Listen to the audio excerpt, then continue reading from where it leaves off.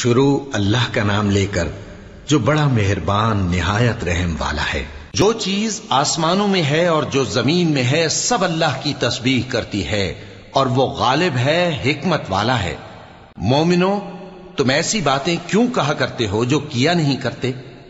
اللہ اس بات سے سخت بیزار ہے کہ ایسی بات کہو جو کرو نہیں۔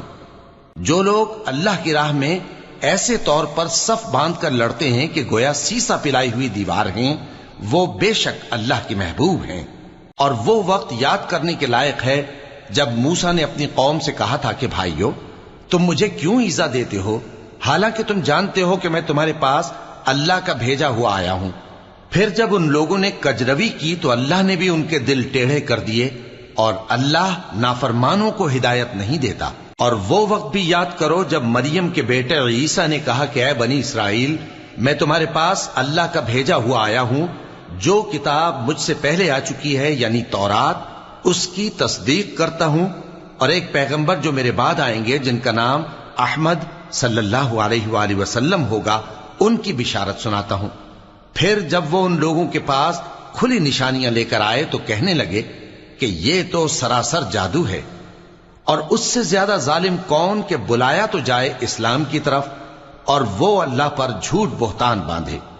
اور اللہ ظالم لوگوں کو ہدایت نہیں دیا کرتا۔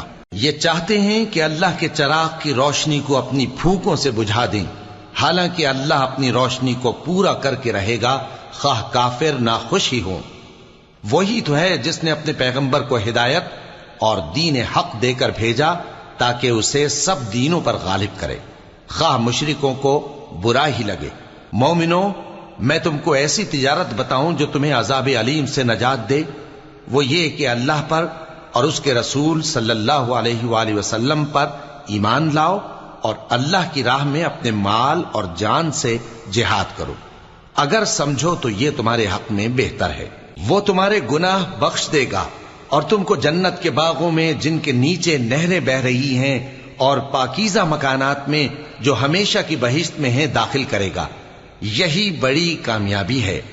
اور ایک اور چیز جس کو تم بہت چاہتے ہو، یعنی تمہیں اللہ کی طرف سے غلبہ نصیب ہوگا اور فتح عنقریب ہوگی، اور مومنوں کو اس کی خوشخبری سنا دو۔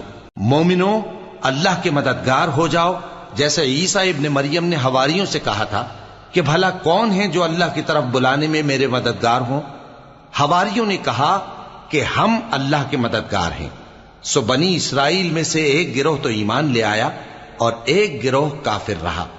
آخر ہم نے ایمان لانے والوں کو ان کے دشمنوں کے مقابلے میں مدد دی، سو وہ غالب ہو گئے۔